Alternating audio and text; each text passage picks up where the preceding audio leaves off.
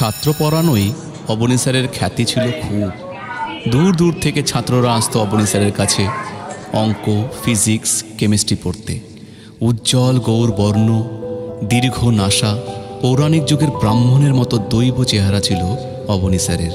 পরনে একটা ধুতি আর খালি গায়ে একটা চাদর কিংবা একটা যেমন তেমন বিছানার চাদর, গলায় ধবধবে পইতে।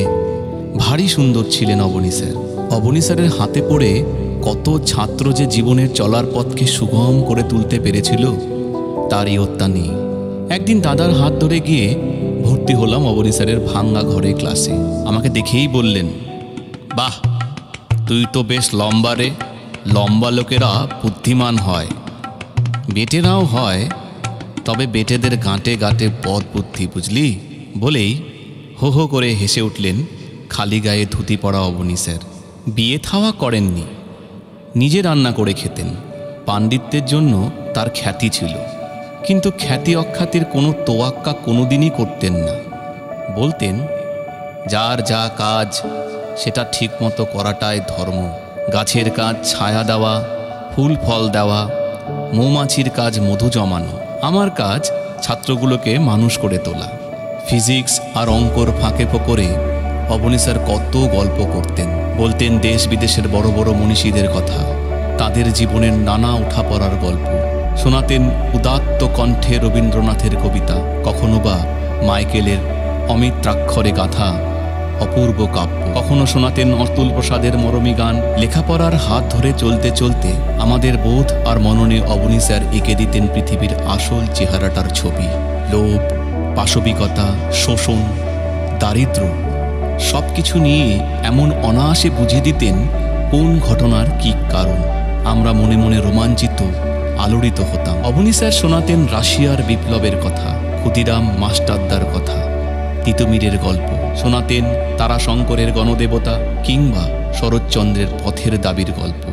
কর্মন্যস্ত জীবনের ছোটোখাটো অবকাশে যখনই ভেবেছি স্যার আমাদের জন্য কত কী করলেন, আমরা কি করলাম, তখনই মনটা ভারী হয়ে ওঠে। প্রবাসে থাকি, বাংলার জন্য মন কাঁদে।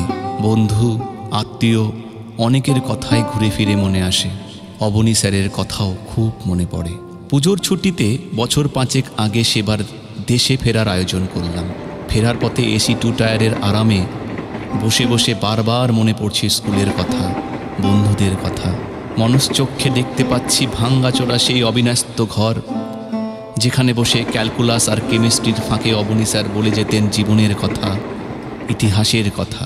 বাড়ি ঢুকে এতদিন পরে এলে যা হয়, অনেকটা সময় চলে গেল কথায় কুশল প্রশ্নে। তারপর পোশাক পাল্টে পাড়ার মোড়ে গিয়ে হাজির হলাম। ফণিদার চায়ের দোকানে গিয়ে দাঁড়াতেই নানা জনের নানা প্রশ্ন। কিরে সন্তু না, কি খবর, কেমন আছিস? তারপর কেমন আছিস ওখানে? এখানে যা অবস্থা, ভালো করেছিস বাংলার বাইরে চলে গেছিস। ওয়েস্ট বেঙ্গলের 13টা বেজে গেছে, বুঝলি? এই সব আপ্যায়ন ইত্যাদির পর পা বাড়ালাম বকুলতলার দিকে। একটা বহু পুরনো শিব মন্দিরের ঠিক পিছনে তেঁতুল গাছের পাশে গঙ্গার ধার ঘেঁষেছিল অবনী স্যারের ভাঙ্গাচোরা একতলা। হাঁটতে হাঁটতে পুরনো পাড়ার রূপ বদল দেখছিলাম। মোড় ঘুরতেই অবাক, এ কি, তেঁতুল গাছটা নেই তো। মন্দিরের পেছনে পা চালিয়ে গিয়ে তারাতে বুকটা হু হু করে উঠল। স্যারের বাড়িটা উধাও, নেই সেখানে। একটা 4 তলা ফ্ল্যাট বাড়ি, ব্যালকনিতে ঝুলছে শাড়ি, বেড কভার, পাশার একটা ওই রকমই বাড়ি। নদীর পাড় ঘেঁষে নতুন রাস্তা হয়েছে। স্যারের বাড়িটা মানচিত্র থেকে কেউ যেন ইরেজার দিয়ে মুছে দিয়েছে, এঁকেছে অন্য রকমের ছবি। মনটা ভীষণ ভেঙে গেল। গঙ্গার পাড় ঘেঁষে নতুন রাস্তা, সেখানে গিয়ে দাঁড়ালাম একা। মনের ভিতরে নানা প্রশ্নের ঝড়। কোথায় গেলেন অবনী স্যার? কি হলো তার সেই ভাঙাচোরা জীর্ণ বাড়িটার, যা আমাদের কাছে মন্দির মসজিদের চেয়েও বড়? ছেলেবেলার বন্ধু অপূর্বর সঙ্গে দেখা হলো। আমাকে দেখে থমকে দাঁড়ালো। সন্তু না, ইরে কি খবর, কতদিন পর দেখলাম তোকে, কেমন আছিস? চেহারাটা অনেক বদলে গেছে তোর। এ কথা সে কথার ফাঁকে অপূর্বের কাছে জানতে চাইলাম স্যারের কথা। ও পড়তো অবনী স্যারের কাছে। দীর্ঘ শ্বাস পেলে হাতের বাজার করা একটা মাটিতে নামিয়ে অপূর্ব বলল, সে অনেক গল্প, লম্বা কাহিনী। সন্তু, তুই প্রায় বছর 20 বাইরে চলে গেছিস। এদেশের হাল হাকিক এই 2 দশকে কত যে বদলে গেছে, হয়তো কিছুই খোঁজ রাখিস না। বাইরের চেহারাটাই শুধু নয়, মনে মনেও পাল্টে গেছে এই মফস্বলের ছোট্ট শহর। শুধু এটাই নয়, পাল্টে যাচ্ছে গোটা বাংলায় বাড়িঘর, রাস্তাঘাট, পার্ক, হল, নতুন নতুন কত কী যে হয়েছে। হয়তো এমনটাই হওয়ার কথা ছিল, আমরা বুঝিনি, বুঝতে পারিনি। প্রমোটারদের থাবায় শুধু কলকাতায় নয়, এখন সারা বাংলাটাই আটকে পড়েছে।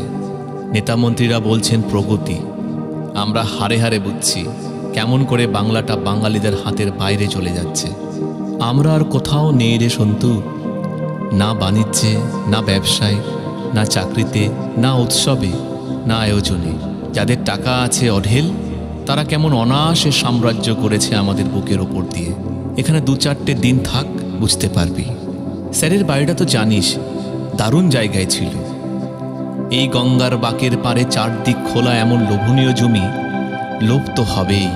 এক সময় শুরু হলো স্যারের জমিটা কিনে নেওয়ার জন্য চাপাচাপি। স্যারকে তো জানিস, এক কথায় না বলে দিয়েছিলেন।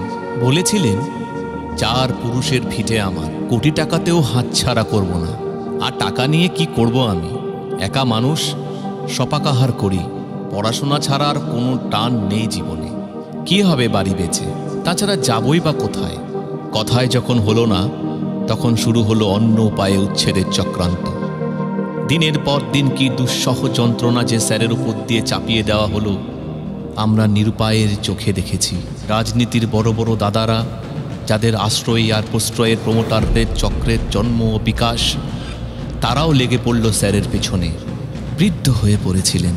সে সময়ে চোখটাও গিয়েছিল খারাপ হয়ে।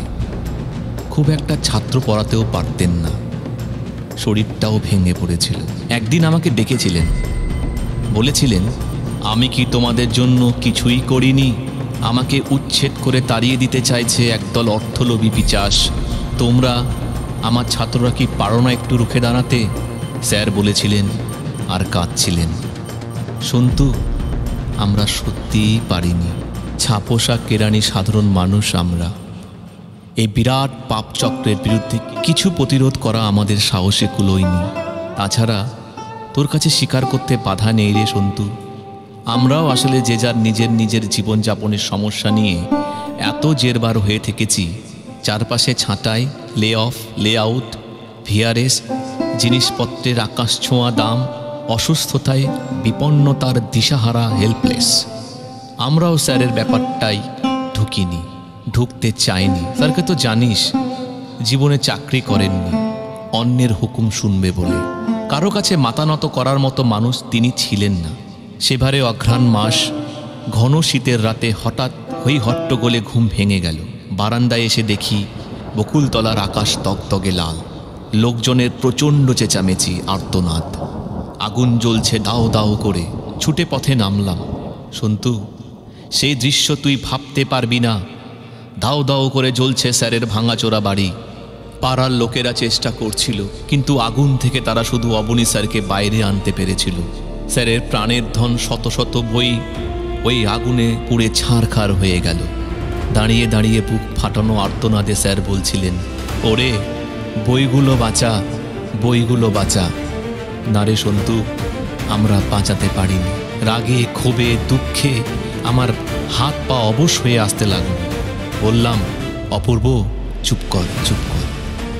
হিরোশিমায় যেদিন বোমা পড়েছিল, সেদিন তার গল্প স্যার আমাদের বলতেন।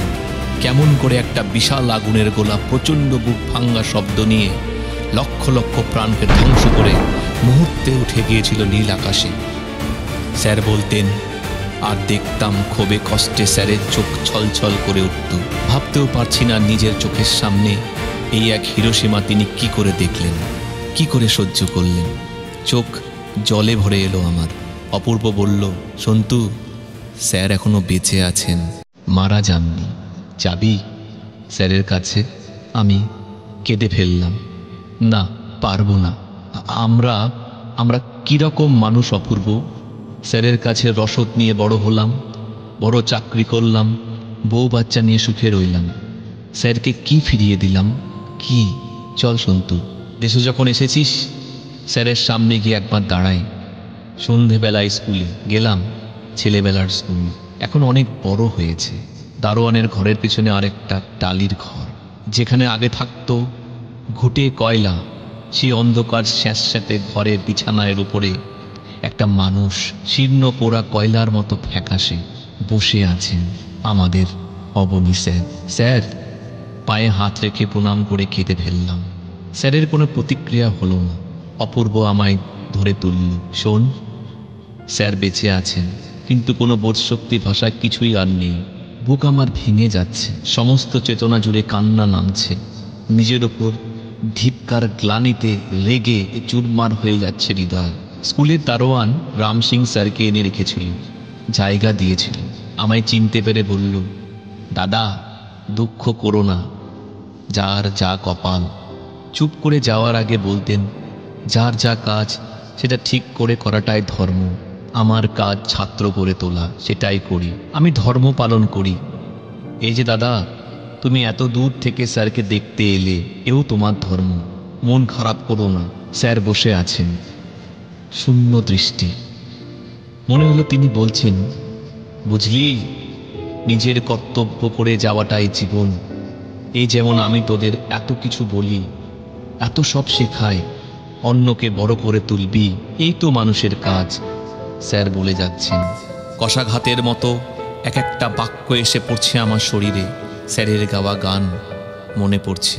আরো আরো প্রভু, আরো আরো, আরো আরো প্রভু, আরো আরো, এমনি করে আমায় মারো। আরো আরো প্রভু, আরো আরো, আরো আরো প্রভু, আরো আরো।